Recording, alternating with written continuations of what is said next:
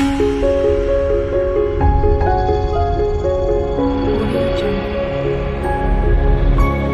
dia, pessoal. Meu nome é Daniel Vieira.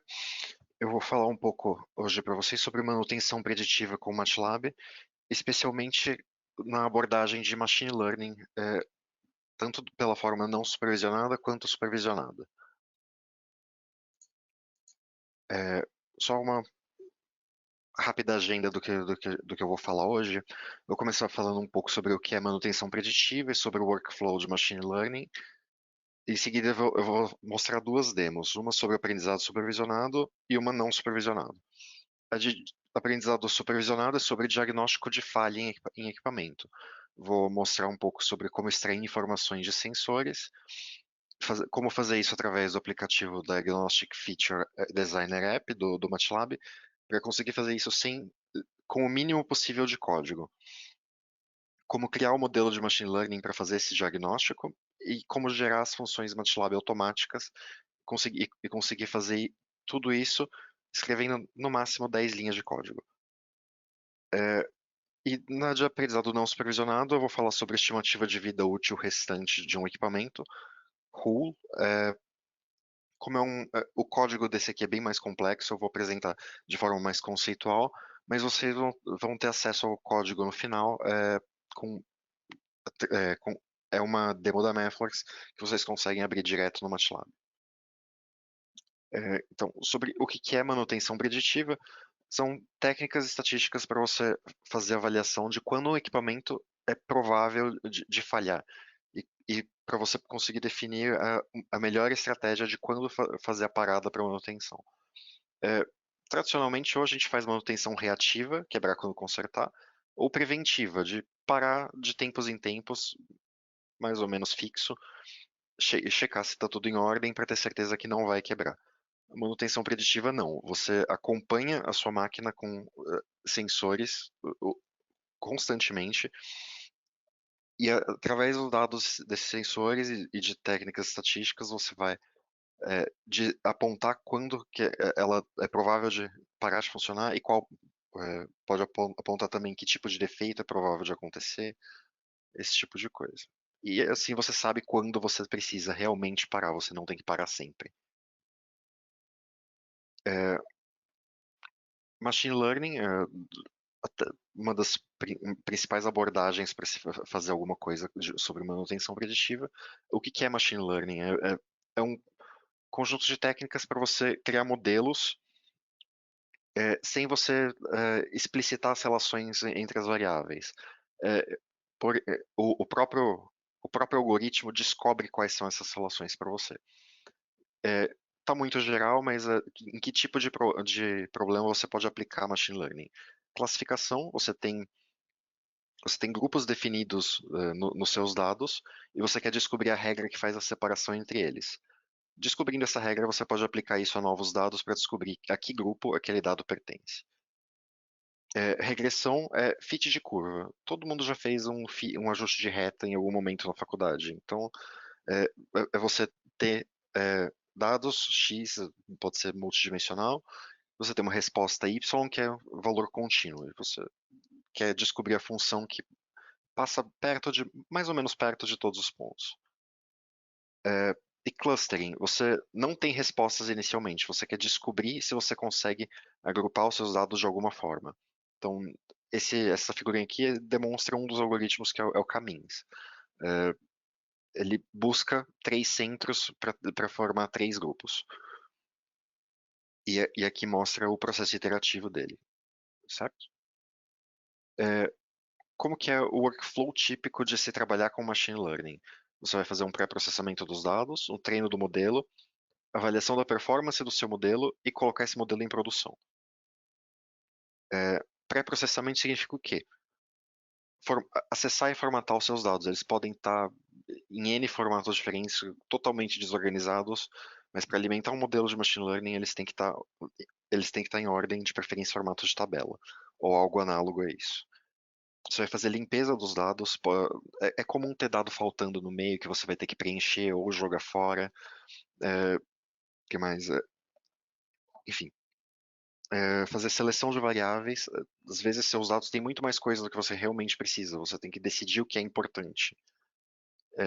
Fazer transformações de variáveis. De novo, se às vezes você tem informação redundante, você tem 500 dimensões, você pode trabalhar com 20. Você pode aplicar uma transformação que reduz de 500 para 20. O passo mais importante de todos, extração de features, principalmente para manutenção preditiva, porque usa dado de sensor. Eu vou explicar isso um pouquinho mais para frente. Às vezes os seus dados não são não são usáveis diretamente. Você precisa calcular algumas quantidades importantes em cima deles, que essa sim é que vão alimentar o seu algoritmo de machine learning. E por último, você tem que fazer uma divisão dos seus dados aqui entre treino, validação e teste para conseguir fazer o seu modelo, validar ele e demonstrar a performance dele. Segundo passo, treino, é escolher um algoritmo, configurar e mandar treinar.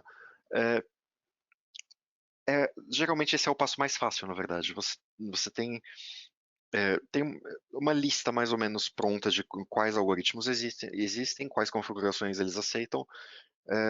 Você pode, se você já tiver uma ideia do que deve funcionar bem, escolhe esse algoritmo, configura ele.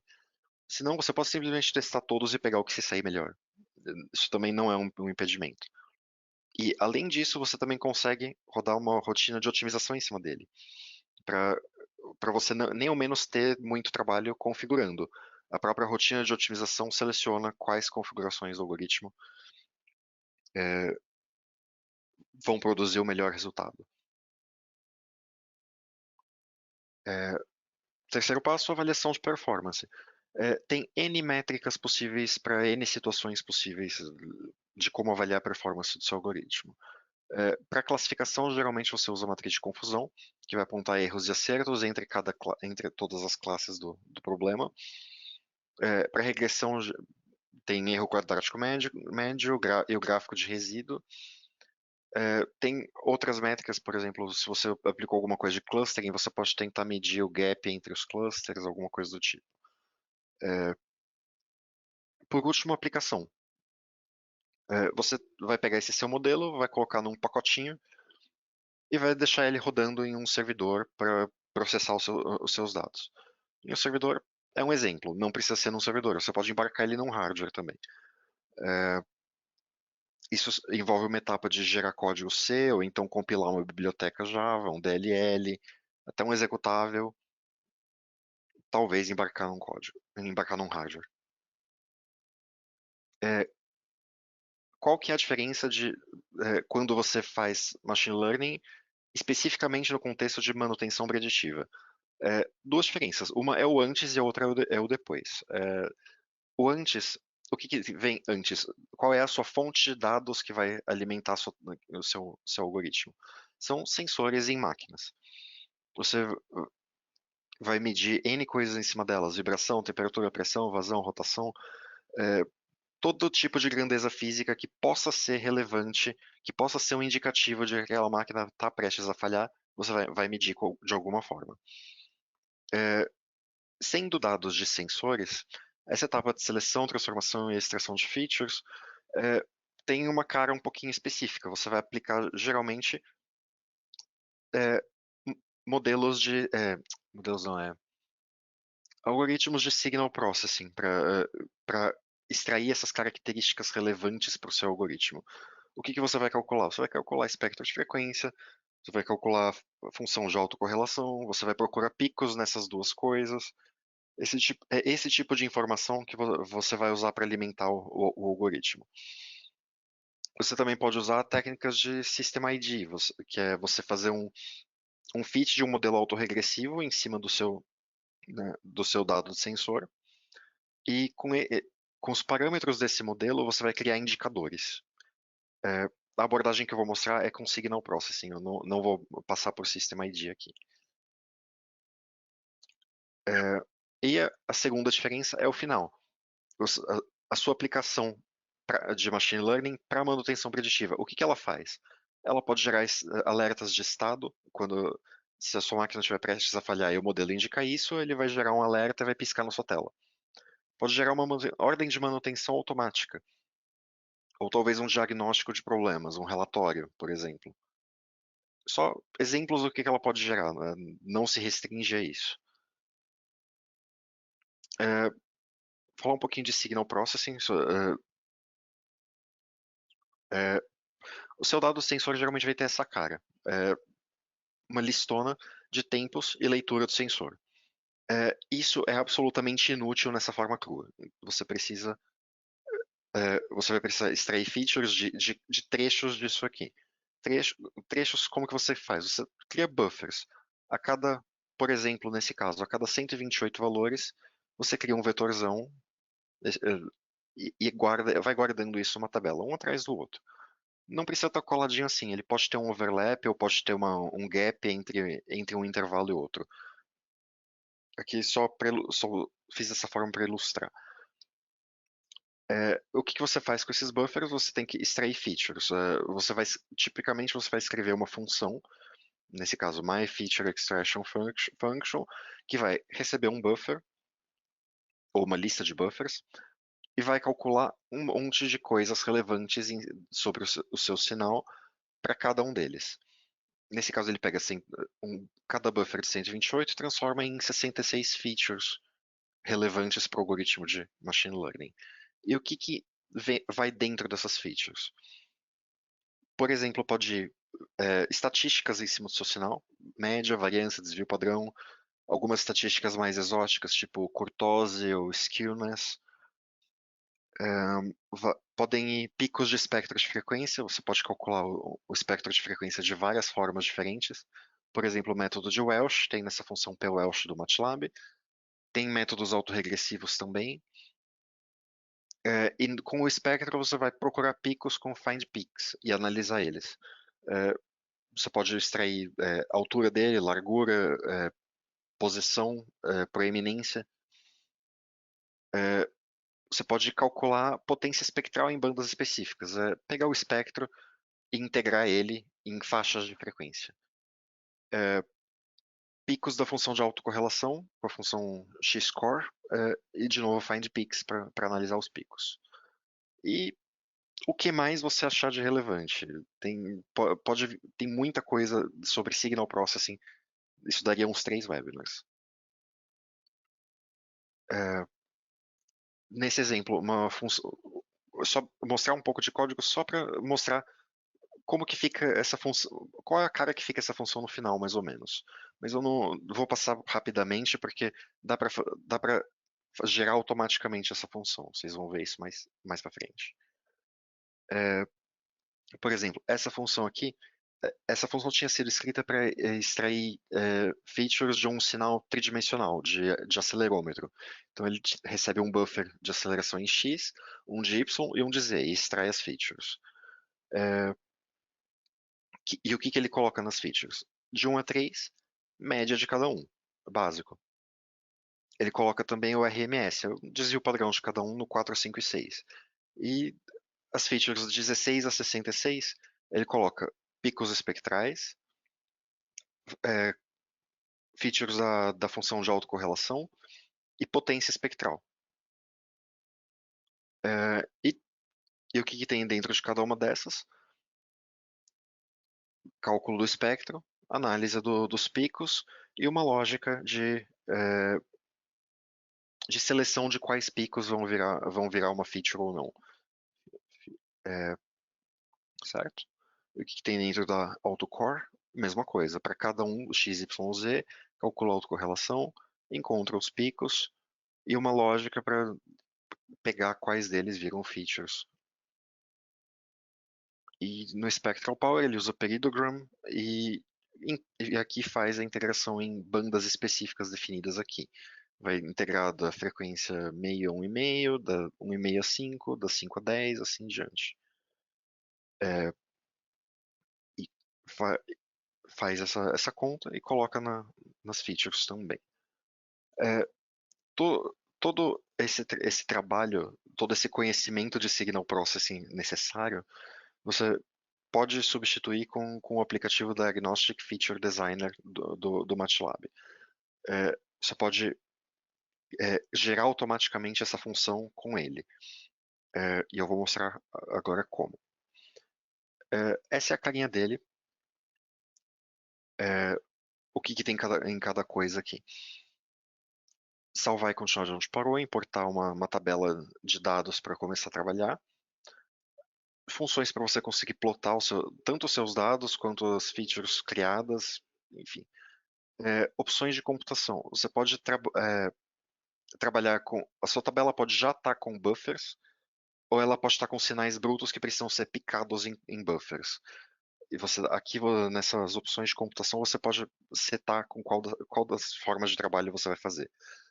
Se você vai trabalhar com ele inteiro, porque você já tá dividido em buffers, ou se você vai precisar fazer os buffers, e aí você define aqui tanto a largura dele, quanto o deslocamento entre um e outro. Aqui, as funcionalidades para você criar features.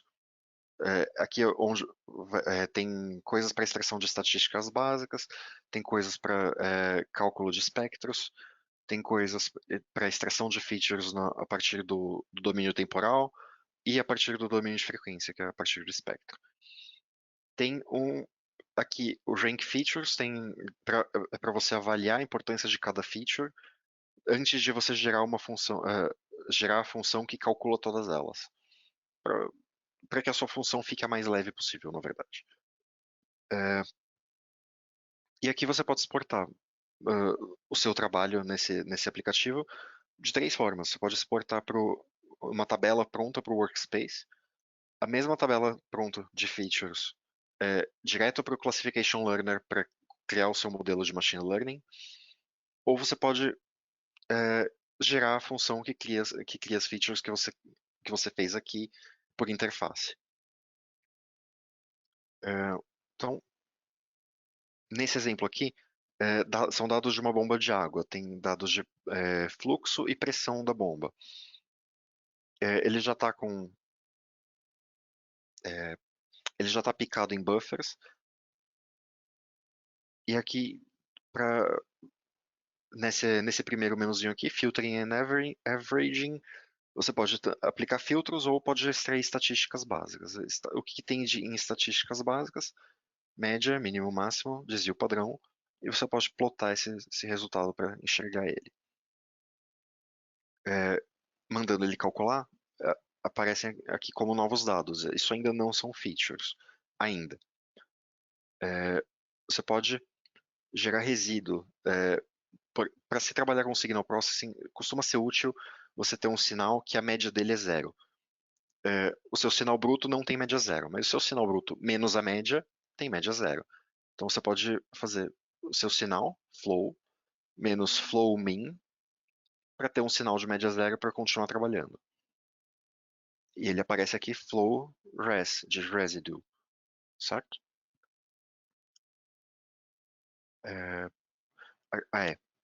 Aqui você pode calcular espectros. Duas opções aqui, espectro de potência e a outra, nem me pergunte o que é. E como que fica aqui um espectro calculado. E agora sim, tendo resíduos e tendo espectros, dá para começar a extrair features, tanto no domínio do tempo quanto no domínio de frequência. Algumas features básicas são estatísticas, média, desvio padrão, kurtose, skewness, algumas métricas de impulso e algumas métricas de relação sinal-ruído, distorção harmônica, essas coisas. Mandando ele fazer, ele já plota para mim histogramas das features que ele calculou, condicionado a cada um dos códigos de defeito que tem nos meus dados. Essa tabela de dados tinha 8 códigos de defeitos diferentes, então cada feature vai ter 8 histogramas. E você já consegue começar a olhar se alguma feature é particularmente importante para alguma coisa. Por exemplo, aqui eu vejo que tem nessa feature específica o histograma azul, que é o fault code 0, é muito mais significativo que qualquer outro nesse, é, nesse valor específico, 2,5. É, isso já me mostra que essa feature, para discernir esse código de efeito, pode ser útil. Mas eu vou fazer isso de forma mais formal, mais pra frente, quando for ranquear as features. Ahn, tá faltando um slide aqui no meio. Ou não? Ah, não.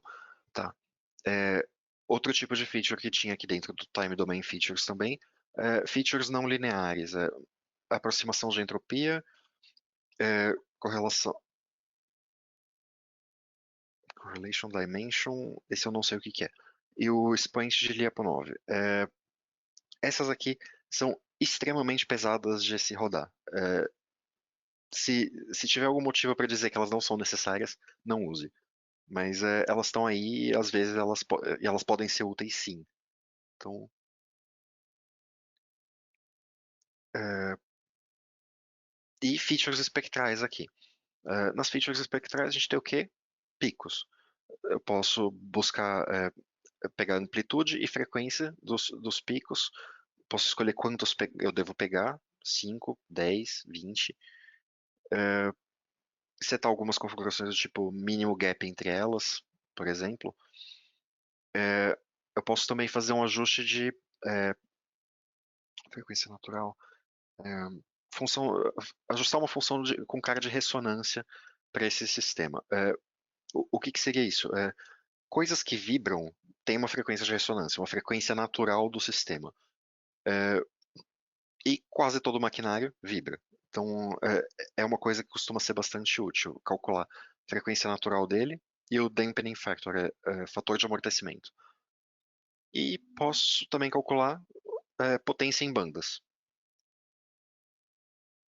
É, tendo calculado um monte de features, eu posso ranquear elas por importância. Importância definida por várias métricas. Eu posso calcular por ANOVA, análise de variância. Pode ser pelo método de Kruskal-Wallis também, que Kruskal-Wallis, que é uma generalização do ANOVA que não assume distribuições gaussianas em lugar nenhum. E tem mais algumas outras que foram adicionadas na versão mais recente. Dá para fazer por TED Student, dá para fazer pelo criando um mini classificador com uma feature só e vendo a performance dele. Tem algumas formas diferentes de fazer isso. Você pode definir qual das métricas você vai usar para ranquear elas por importância e dizer, ó, eu vou aceitar todas as que estão, todas as que têm uma métrica, sei lá, maior do que 200. Eu pegaria até aqui, por exemplo. Algo assim. É, pegando essa tabela de features calculada, eu posso passar ela para o Classification Learner App para agora sim criar um algoritmo de classificação dos códigos de erro. Ele, ela já vem aqui, ele já identifica que a única variável categórica aqui é o fault code, é o código de falha, então ela é a minha resposta. E todas as outras variáveis são as features do problema de machine learning. Posso mandar ele treinar vários modelos, pegar o que tiver melhor performance. Posso também criar um modelo otimizado. Ele vai tentando várias configurações possíveis por alguma lógica que tende a se aproximar da melhor configuração possível. Posso avaliar a performance dele e posso gerar a função. É,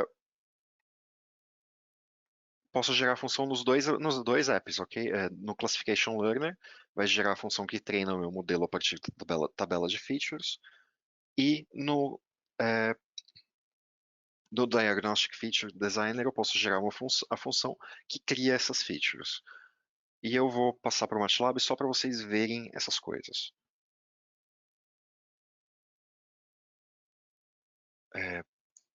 Aqui, aqui,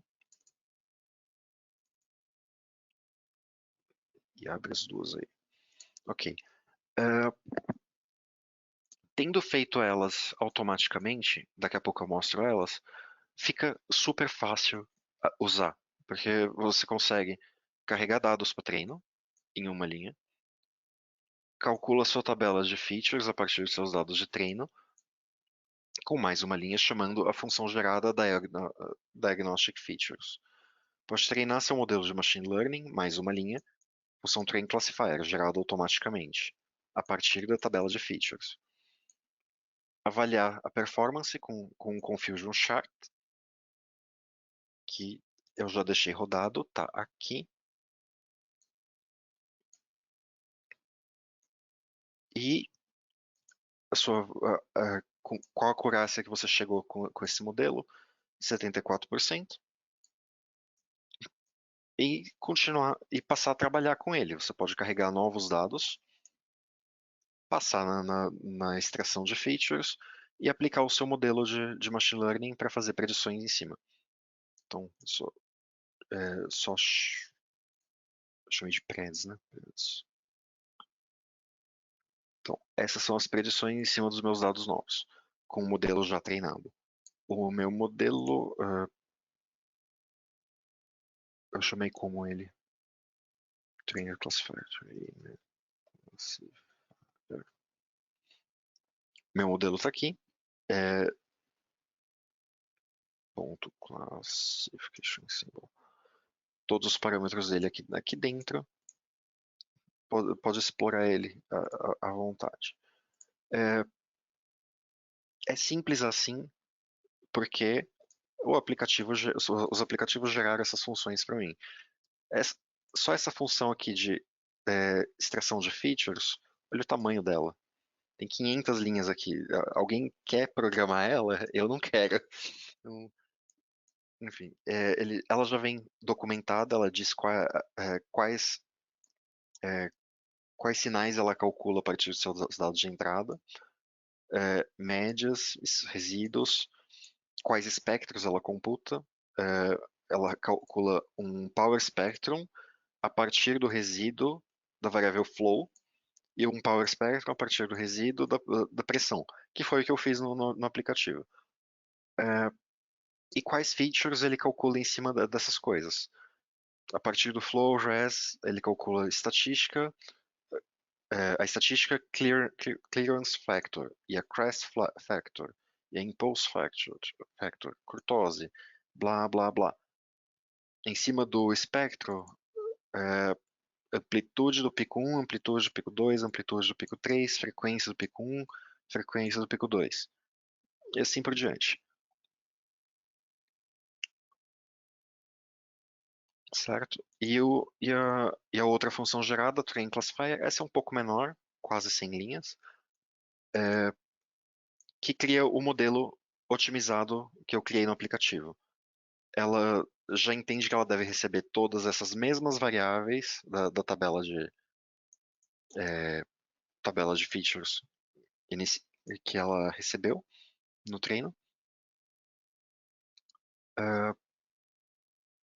E aqui ela define o modelo e treina ele. Define o modelo e treina ele. E é isso. Só com interfaces apontando e clicando e com algumas linhas de código, algumas poucas linhas de código, você consegue ter um modelo funcional para predição para diagnóstico de falha. Vou voltar para a apresentação e passar para a segunda demo. Segunda demo, estimativa de vida útil restante. Vocês podem abrir ela no MATLAB com esse comando aqui. Só explicando o que ela é. Esses dados vieram de um desafio que a NASA lançou exatamente disso, de estimativa de vida útil restante. O que contém nesses dados? Tem dados de mais de 200 máquinas, cada uma com um ID aqui, cada uma dessas máquinas tem 3 configurações de operação setáveis, é, e elas são monitoradas por 21 sensores, certo? É, se eu simplesmente pegar um sensor qualquer, por exemplo, o sensor 1, e plotar, eu tenho essa coisa aqui, totalmente indecifrável, não mostra tendência nenhuma, e eu tenho o desafio de extrair alguma informação disso sobre vida útil restante. Outro detalhe, os dados dessas máquinas vão desde o começo da operação até o fim da vida útil delas. É dado run to failure aqui. É, como que eu posso começar a analisar isso? Eu não tenho respostas, eu não tenho um falta aqui alguma coisa que me diga, essa máquina está prestes vai morrer daqui 10 dias. Não, eu não tenho isso. Então eu tenho que fazer isso através de métodos não supervisionados. Eu posso começar separando por regime de trabalho. Já que eu tenho, cada máquina pode a cada momento estar em uma configuração diferente, eu posso tentar ver se essas configurações se agrupam de alguma forma para poder trabalhar com grupos sobre os dados. Por exemplo, eu posso aplicar caminhos no offset em 1, 2 e 3, e eu vejo que, apesar de serem dessas. Como eu falo isso? Eu vejo que essas 3 configurações elas caem em 6 regimes de trabalho diferentes. E bem específicos, com muito pouca variação dentro dele. Então eu posso simplesmente separar, pegar uma máquina, ver, nesse momento ele está no regime de trabalho 1, nesse no 2, nesse no 4, assim por diante. E pegar esses grupos e usar eles para normalizar os dados de sensor. Porque eu espero que o dado de sensor seja diferente de um regime de trabalho para outro, certo? Fazendo é, esse agrupamento e essa normalização sobre os dados, eu chego sobre os dados de cada um dos sensores, de cada uma das máquinas, eu consigo começar a ver uma tendência sobre os sensores. Por exemplo, o sensor 4 já normalizado, fica aí no intervalo de menos 2 a 2, menos 3 a 3, por causa da normalização para o Z-score. E eu vejo que ele começa em valores perto de menos 1 e vai subindo, sempre. Outros sensores têm tendências diferentes, mas eu vejo uma tendência ao longo da vida do equipamento. E eu posso fazer um fit em cima disso, por exemplo, com a função Linear Degradation Model. O que essa função vai fazer? Ela vai fazer o fit de um modelo linear em cima de cada sensor de cada máquina. E eu vou ter coeficientes que são indicativos de quão bom aquele sensor é para indicar degradação do equipamento. E com os coeficientes desses modelos, eu posso criar um indicador, eu consigo agora criar um indicador de saúde geral da minha máquina. Então aqui para várias máquinas, pegando os coeficientes desses modelos ajustados, eu consigo calcular um indicador de saúde para ela. 1, a máquina está perfeita. 0, a máquina está destruída. E o indicador vai mostrando quanto ela está piorando. Isso eu vou guardar e vou dizer que são os meus dados de treino agora. Por quê? Porque aí quando chegar uma máquina nova, o que eu vou fazer com ela? A máquina está rodando. Eu aplico aquelas mesmas operações em cima dela. Eu pego os mesmos coeficientes usados para normalizar, os mesmos regimes de trabalho, os mesmos coeficientes ajustados pelo modelo de degradação, faço exatamente a mesma conta e chego no indicador de saúde dela até o momento atual. E eu posso pegar essa curva até esse momento e comparar com todas as curvas dos meus dados de treino, usando a função Residual Similarity Model. O que que essa função vai fazer? Ela vai fazer um ajuste simples, por exemplo, um polinômio, em cima de cada uma daquelas curvas de treino, em cima da minha curva que eu estou querendo comparar, e vai calcular o resíduo entre a minha curva de agora, vermelha, com as minhas curvas de treino. Aquela que der o menor resíduo total é a mais similar. As que der, a que der o maior resíduo total é a mais diferente de todas. Eu vou ter um score de similaridade. E com esse score de similaridade eu posso pegar os N perfis mais parecidos com essa minha curva, e eles são esses que estão plotados aqui. Esses são os 50 mais parecidos com essa curva vermelha, até o ponto que ela vai.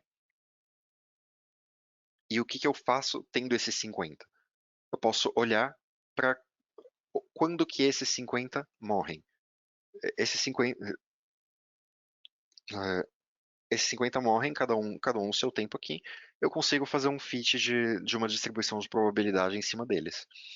E com esse fit eu consigo dizer, tem 90% de chance dessa minha curva vermelha da máquina atual morrer entre 40 e poucos dias e 140 dias. O mais provável é que ela morra em 70 dias, vai. Qual que foi a realidade? Essa máquina aqui também já passou pela vida inteira. A realidade foi que ela morreu em cento e poucos dias. Parece uma diferença grande, né? Mas conforme você pode atualizar isso o tempo inteiro. Conforme ela vai envelhecendo, você vai refazendo esse fit de tanto a busca pelos N você vai refazendo tanto a busca pelos N mais próximos, quanto o fit da distribuição de probabilidade. E quando ela já está chegando perto do fim da vida, olha como estreita essa curva.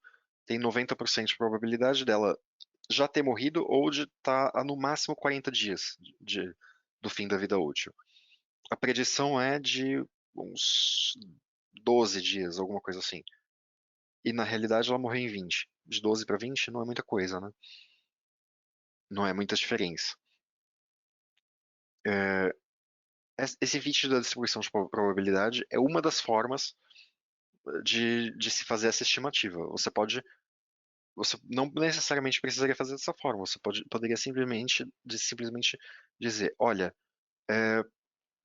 o, a máquina que morreu mais cedo entre essas 50 mais similares morreu em quase 150 ciclos. Então, beleza, eu vou dar um warning nessa minha máquina quando ela chegar em 150 ciclos. Poderia ser simplista dessa forma, mas a distribuição de probabilidade é mais elegante, né?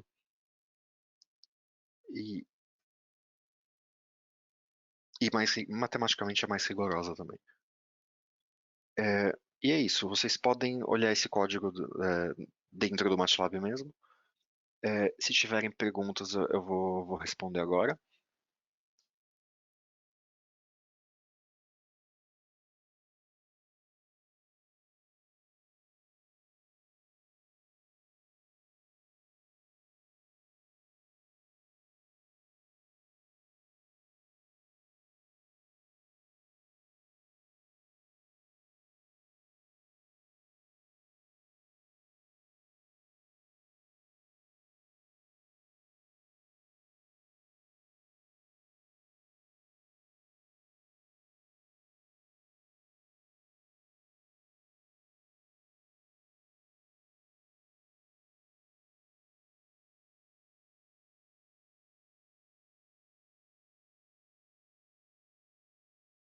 Lincoln está perguntando se a coleta de dados pode ser automatizada. Pode, eu estou assumindo que na verdade, e mostrando só como criar o modelo. Mas sim, a coleta de dados, o que acontece é que você geralmente vai ter sensores acoplados na sua máquina, esses sensores vão estar monitorando ela 24 horas, mandando dado para o seu servidor 24 horas, e é, você vai ter uma rotina rodando no seu servidor que, por exemplo, de tempos em tempos, puxa os dados automaticamente e já manda eles para o MATLAB para processar. Ou não necessariamente para o MATLAB, pode ser para o compilado ou para o DLL ou para o C gerado ou qualquer coisa do tipo. Se assume que esse tipo de coisa vai ser automático. Afinal de contas, o objetivo final é você gerar alertas. Esse tipo de coisa tem que ser automático.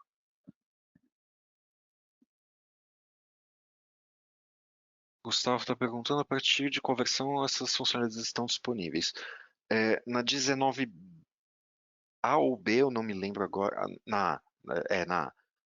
Na 19A já tem o Predictive Maintenance Toolbox e a geração de código automático que eu mostrei está disponível a partir da 20A. Walter perguntando se eu posso acrescentar outras informações como inspeção visual. Desde que as suas informações de inspeção visual estejam num formato digerível pelo modelo de machine learning e sejam inseridas na tabela de alguma forma, pode. Não vejo por que não. Lincoln perguntando no supervisionado você disse algo sobre cluster por failure mode. Como esses failure modes são determinados? Ah, tá. É, tá, talvez não tenha ficado claro. Deixa eu voltar aqui. Aliás, não, dá pra pegar daqui. Então, tá na memória.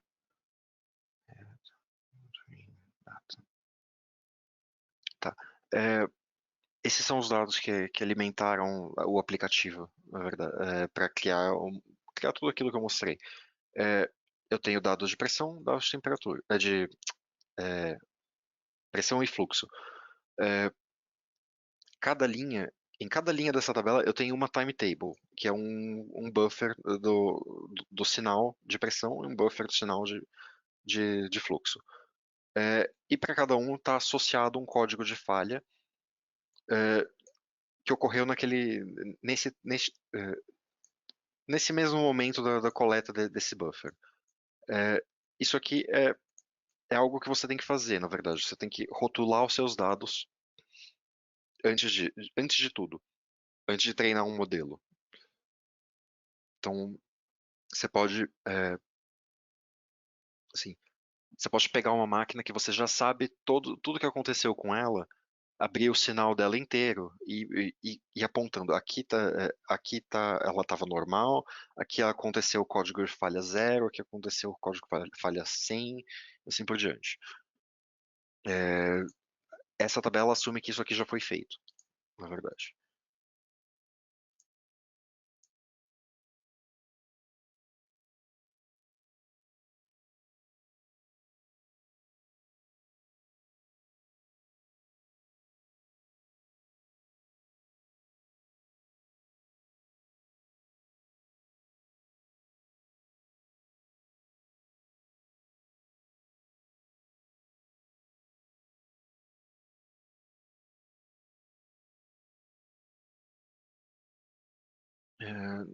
Alguma forma ou métrica que deve ser monitorada para perceber se o modelo projetado para o monitoramento é ainda válido para a análise ficar consistente.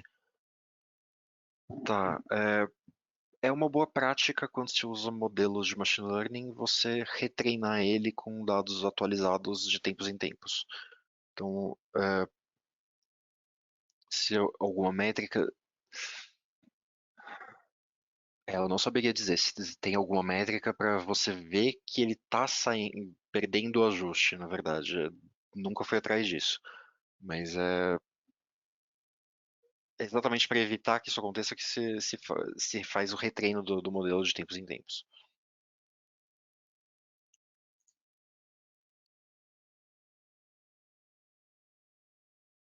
Mas eu vou procurar se tem algum tipo de coisa desse tipo,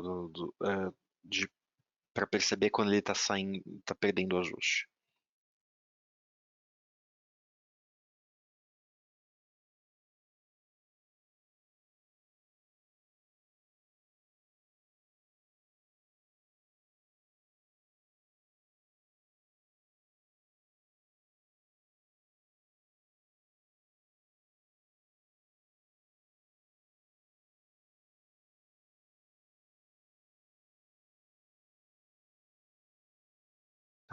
É, ok, obrigado pela atenção de vocês. Espero que tenham aproveitado. Até o próximo webinar.